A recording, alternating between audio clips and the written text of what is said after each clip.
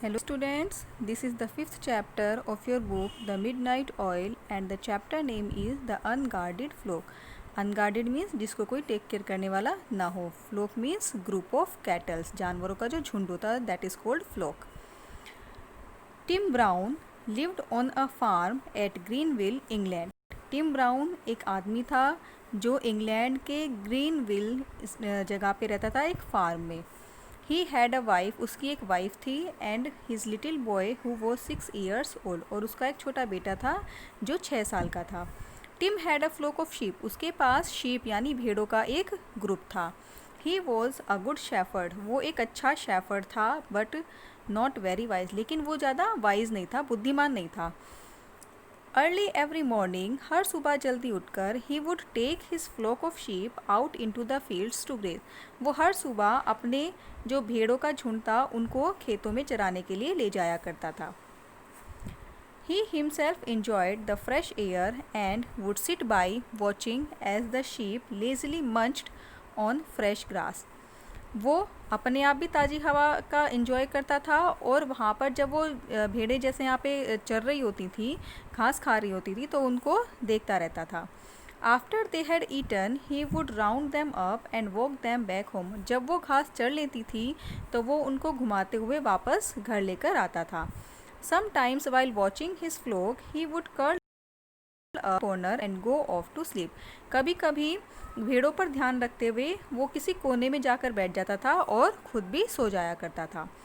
One day Tim caught sight of a wolf that had straight into the fields, एक दिन Tim ने एक wolf को देखा, वॉल्फ यानी भेड़िए को देखा जो उस फील्ड में घूमा करता था. Straight means walk. It was eyeing his sheep, जो वो भेड़िया था वो उसकी शीप पर नज़र रखता था. However it was some distance away, हालांकि वो थोड़ी दूर पर रहता था. And it made no effort to come nearer, और वो कभी भी उसकी भेड़ों के पास नहीं आता था. The shepherd at first stood on guard against the Wolff, starting में तो वो जो गडरिया था वो अपनी भेड़ों पर नज़र रखता था, वोल्फ पर नज़र रखता था अपनी भेड़ों को बचाने के लिए. एज अगेंस्ट एन एनिमी, जैसे कि कोई शत्रु के सामने खड़ा होता है. And keep a strict watch over it's movement, और वो भेड़िए की हर मूवमेंट पर नज़र रखता था. However the wolf just stood and gazed at the flock but did not do anything, लेकिन वो जो भेड़िया था वो बस उनको चरते हुए देखता रहता था लेकिन कुछ भी करता नहीं था. When Tim herded the sheep and headed home with his flock, जब टिम अपनी भेड़ों को चराता था और उनको वापस लेकर जाता था, the Wolff quietly followed them at a distance, तो जो वोल्फ था वो उन्हें थोड़ी दूरी पर फॉलो करता था. Tim however continue to keep an eye on the wolf, Tim जो था वो फिर भी उस भेड़िए पर एक नज़र रखता था. This continued for a while, कुछ टाइम तक ऐसा ही चलता रहा. Tim would find the wolf waiting at the edge of the field every morning, Tim ने देखा कि जो वोल्फ था वो हर सुबह उनका वेट करता था फील्ड के किनारे पर. But it made not the slightest effort to seize the sheep, लेकिन कभी भी उसने किसी भी शीप को पकड़ने की कोशिश नहीं की. It would just stand and watch, वो सिर्फ खड़ा रहता था और देखता रहता था. So by and by Tim let down his guard a bit, इसलिए धीरे धीरे टिम ने सोचा जब ये भेड़िया कुछ करता नहीं है तो उसने उस पर ध्यान देना थोड़ा कम कर दिया. He had got so used to seeing the wolf at the edge of the field every morning, वो भेड़िए को देख देख कर इतना हैबिचुअल हो चुका था that he began to look forward to the wolf presence, कि उसने अब वोल्फ की प्रेजेंस पर ज़्यादा ध्यान देना बंद कर दिया. मतलब वो सोचता था कि कोई बात नहीं, जब ये कुछ करता ही नहीं है मेरी भेड़ों को तो इस पर क्या ध्यान देना. The wolf who generally sat on a large piece of rock, जो भेड़िया था वो हमेशा एक बड़ी सी चट्टान पर बैठता था. Looked like a big sheep dog from far, तो वो दूर से ऐसा लगता था कि जैसे बहुत बड़ा शीप हो, बहुत बड़ी भेड़ हो. In fact Tim thought that other wild animals और mischief makers would be scared of the wolf presence, लेकिन टिम ने सोचा कि जितनी देर तक ये भेड़िया यहाँ पर बैठा रहता है उतनी देर तक कोई भी जो वाइल्ड एनिमल था या अदर कुछ भी मिसचीव्स थे वो शरारतें नहीं करते थे उसकी भेड़ों को लेकर. And not harm his flock while it was around, और जब भी भेड़िया आसपास होता था तो वो जो जानवर थे वो उसकी फ्लोक को भी कोई नुकसान नहीं पहुंचाते थे। Day by day he began to feel more and more relaxed in the presence of the wolf. धीरे धीरे जैसे जैसे दिन बीतते गए तो वो भेड़िए की प्रेजेंस को रिलैक्स करने लगा, लेकर उसे लगा कि जब तक भेड़िया है तब तक कोई भी नुकसान उसकी भेड़ों को नहीं।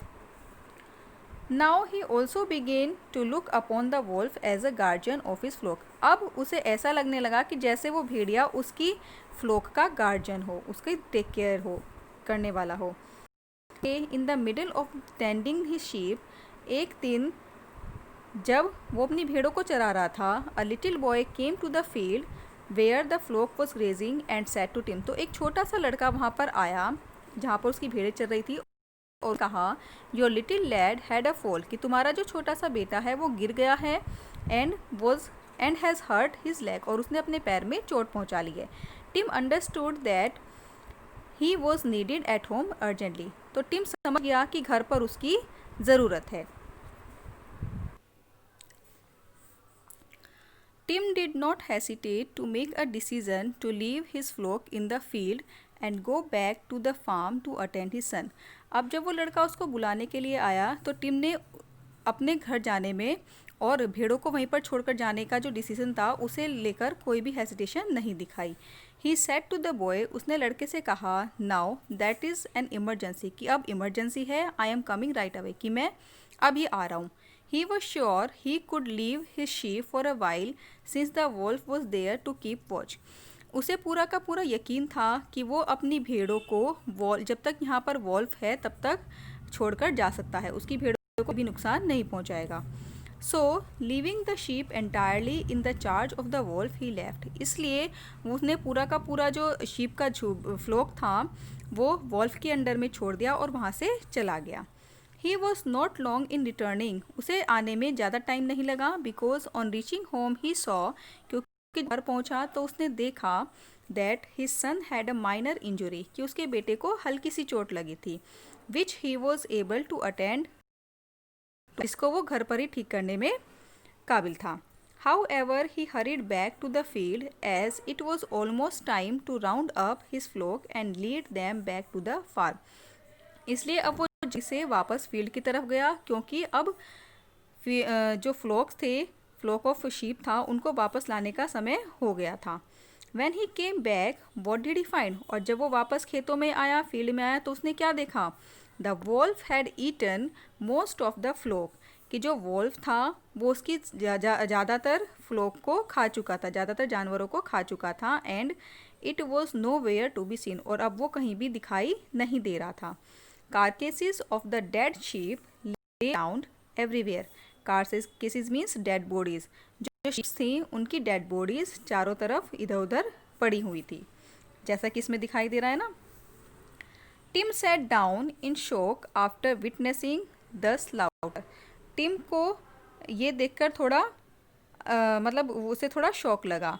Serves me right, ही मोन टू हिमसेल्फ, अब उसने अपने आप से बोला कि मेरे साथ ऐसा ही होना चाहिए था, मेरे साथ जो भी हुआ वो सही हुआ। After all I entrusted the welfare of my flock to a wolf, क्योंकि मैंने अपना पूरा का पूरा जो चार्ज था मेरी फ्लोक को देखने का वो मैंने किस पर छोड़ दिया था? वॉल्फ पर। लेकिन वॉल्फ ने क्या किया? उसकी भेड़ों को खा गया। तो इसलिए उसे ऐसा लगा कि जो भी उसके साथ हुआ वो सही हुआ, वो थोड़ा ढीला पड़ गया था अपनी फ्लोक को देखने के लिए। He paid a heavy price for his foolishness. अब उसे